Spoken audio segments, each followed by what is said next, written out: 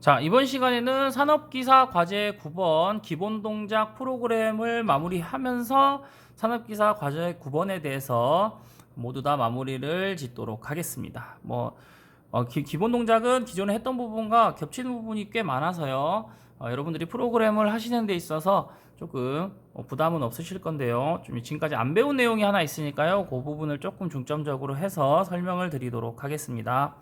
자, 산업기사 과제 9번에 일단 기본적으로 실린더 제어 같은 경우에는 기본적으로 우리가 예전에 했던 DIO 제어, 디지털 인풋 아웃풋 제어하고 똑같이 이렇게 되어 있고요. 자, 공급 실린더 전진 후진 버튼 있고요. 송출 실린더 전진 후진 버튼 있고요. 가공 실린더 전진 후진 버튼 있습니다.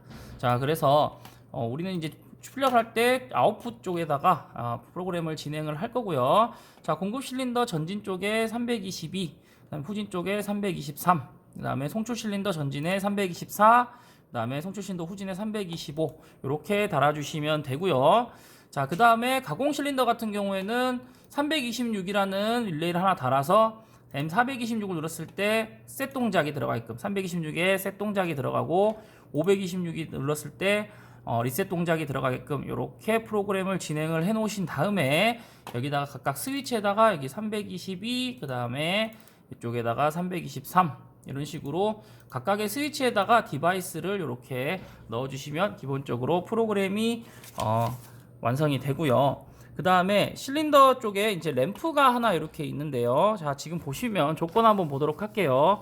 자, 보시면 공급 실린더, 송출 실린더, 가공 실린더 3개 모두 전진 또는 하강 상태일 경우에 표시 램프 PL1이 점등합니다 라고 되어 있습니다. 자, 이렇게 되어 있기 때문에 수동으로 조작을 하든 자동으로 되든 각각의 리미트 스위치, 리미트 센서가 동작을 하기 때문에요. 지금 보시면 마지막 부분에다가 공급 실린더가 전진이 완료되고요. 그 다음에 송출 실린더가 전진이 완료되고, 그 다음에 가공 실린더가 전진이 완료가 되면 M1이라는 릴레이를 하나 키게 되고요. 그래서 여기 이쪽에 PL1 램프에다가 M1이라는 디바이스 값을 할당을 해서 모든 실린더가 전진을 완료했을 때, 전진 동작을 완료했을 때 램프가 점등이 되게끔 그렇게 프로그램을 진행을 했습니다. 그렇게 되면 실린더 제어 쪽은 프로그램이 완료가 되었고요.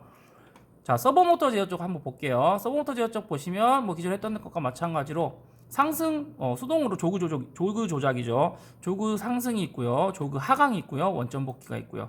따로 속도를 설정을 해주는 부분이 없기 때문에 일단 기본적으로 3000펄스로 기본적으로 정하고 프로그램을 진행을 하도록 하겠습니다. 자, 그래서 메인에 가셔가지고 자, 원점 복귀는 이제 M0라는 릴레이를 통해서 이렇게 프로그램을 원점 복귀가 동작이 되게끔 프로그램을 진행을 했고요. 자, 수동 속도는 기본적으로 3000으로 고정을 해놓고 하겠습니다. 이 부분이 지금 프로그램 상에서 지금 나타나 있지 않은데 문제 상에서 나타나 있지 않아서 여러분들이 빠뜨리고 작업을 하기 쉬운 부분인데요.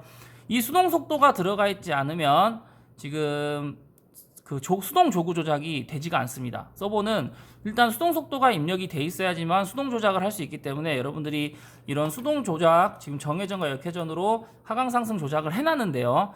자, 요 조작을 하기 전에 지금 이 부분이 꼭 선행이 돼야 됩니다. 이 부분이 돼 있어야지만 수동 속도가 들어가 있어야지만 수동 조작이 된다는 거 꼭 기억을 하시고요. 그래서 수동 조구 조작을 하기 전에 수동 속도를 이렇게 설정을 해주셔야 됩니다. 보통 다른 문제 같은 경우는 수동 속도를 그냥 외부에서 입력을 받는 경우도 있고요. 외부에서 이제 입력을 받아서 터치로 인풋을 받아서 하는 경우도 있고, 아니면 8번 문제처럼 그냥 설정을 값을 눌러서 1000, 2000, 3000 이렇게 설정하는 경우도 있고요.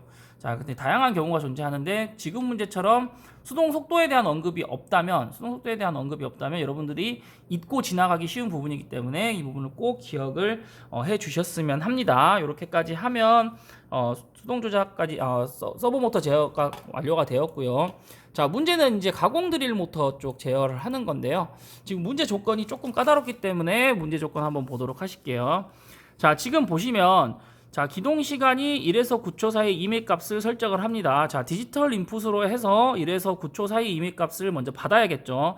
자, 그 다음에 기동 버튼을 터치하면 가공 드릴 모터가 설정된 시간 동안 동작 후 정지를 합니다. 그래서 1초부터 9초까지의 값을 입력을 하면, 예를 들어서 5초를 입력을 하면 5초를 입력을 하고 기동 버튼을 누르면 5초 동안 가공 드릴 모터가 동작을 하다가 꺼지겠죠. 자, 그 다음에 가공목 드릴 모터가 전멸하고 회전하고 있는 동안에 PL2가 0.5초, 0.5초 동안 사이로 0.5초 간격으로 전멸을 시작을 합니다. 자, 그래서 이 부분에 이제 프로그램을 진행을 할 건데요. 일단은 지금 일단 디지털 인풋으로 받는 부분 있죠. 초를 받는 부분은 지금 D11이라는 데이터 값을 주었고요. 한 자릿수를 받을 거기 때문에 디지트는 1로 설정을 했습니다.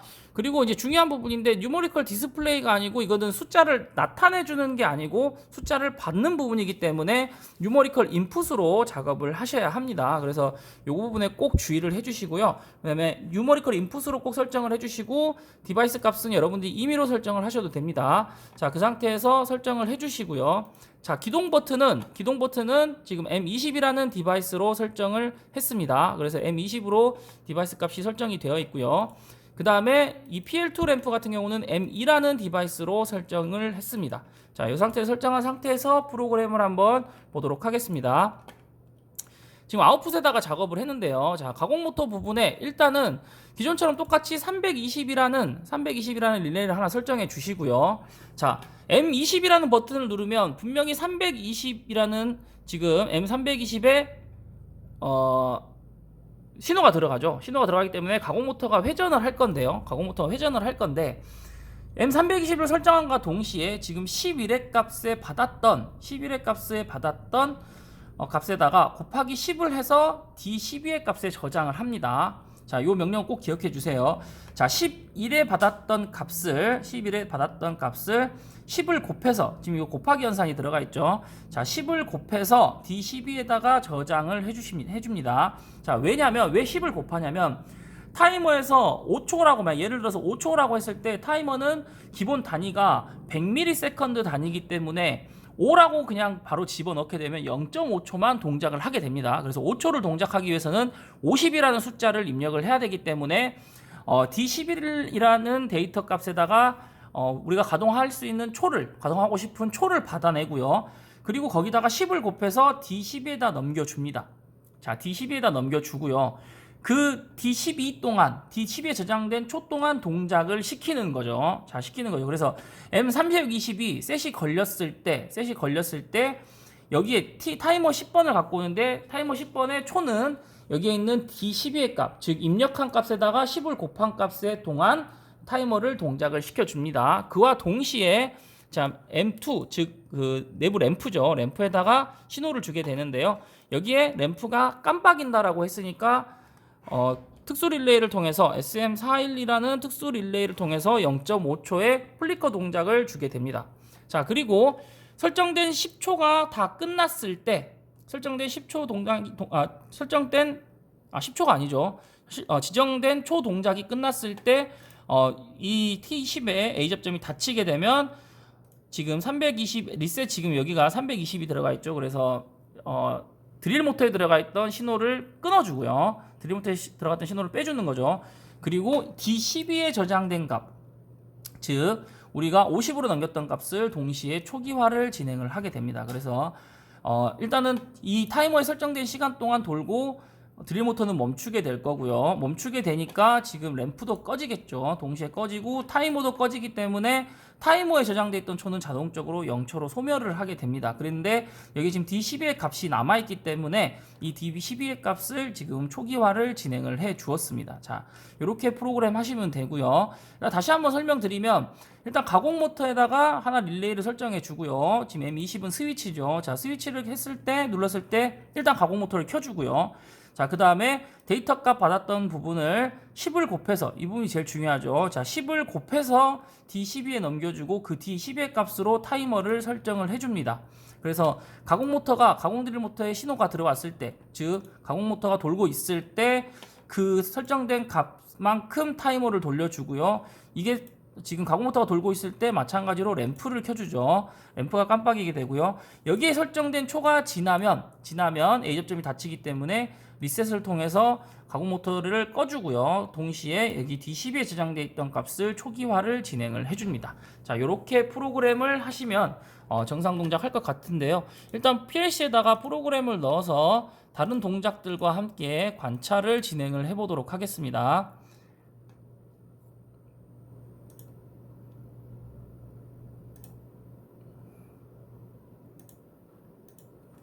자, PLC에 일단 프로그램을 썼고요. 자, 한번 장비를 통해서 한번 관찰을 해보도록 하겠습니다. 일단은 가공 모터하고 실린더 먼저 한번 관찰을 해보도록 할게요. 자, 그래서 지금 이쪽 부분에서 보시면 지금 공급 실린더와 가공 실린더, 송출 실린더가 움직이는 걸 다 관찰해 볼 수 있을 것 같은데요. 자, 전진을 누르게 되면 공급 실린더가 저렇게 전진을 하죠. 후진을 누르면 후진을 진행을 합니다. 그다음에 송출 실린더를 누르면 송출 실린더가 전진을 하고, 송출 실린더 후진을 누르면 후진을 하고요. 가공 실린더 전진을 누르면 가공 실린더가 하강을 진행을 하고요. 그다음에 가공 실린더 후진을 누르면 상승을 진행을 하죠.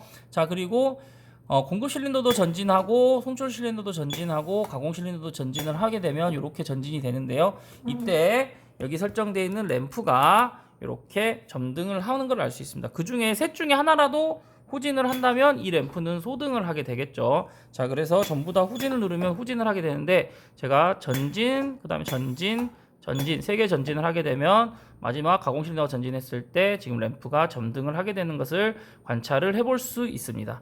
자, 그 다음에 서버 모터 제어인데요. 한번 보시면 지금 수동 속도가 지금 자동적으로 들어가 있기 때문에 하강을 누르게 되면 이렇게 하강을 진행을 하고요. 그 다음에 상승을 누르게 되면 이렇게 상승을 진행을 합니다.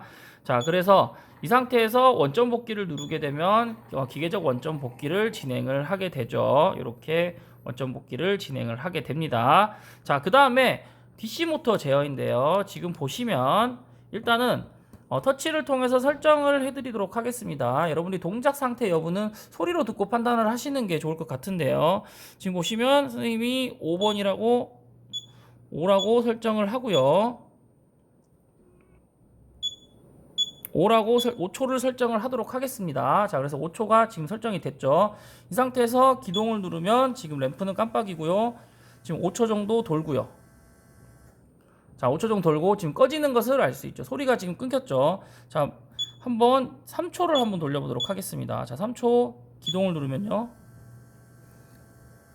네, 방금 전보다 더 짧은 시간 동안 동작을 하는 것을 알 수 있습니다. 만약에 예를 들어서 9초를 한번 설정해 볼게요. 그럼 꽤 오랜 시간 동안 돌겠죠. 자, 이렇게 9초라고 설정이 됐고요. 기동 버튼을 누르면 꽤 오랜 시간 동안 지금 계속 돌고 있죠. 설정된 9초 동안 도는 것을 알 수 있습니다. 자, 9초 돌고 멈췄죠. 자, 이렇게 지금 DC 모터 제어 같은 경우는 지금 구동 시간 값을 입력을 받아서요. 구동 시간 값을 입력을 받아서 이렇게 가동하는 시간을 이렇게 정해주는 건데요. 여태까지 곱셈 연산을 쓰는 문제가 없었기 때문에 요 지금 작업했던 요 명령어들이나 곱셈 연산이나 이런 부분들을 잘 기억해서 활용을 하셔야 될 것 같습니다. 자, 이렇게 지금 하면 기본 동작 완료가 됐고요. 지금까지 산업기사 과제 9번 문제에 대해서 한번 풀어보았습니다.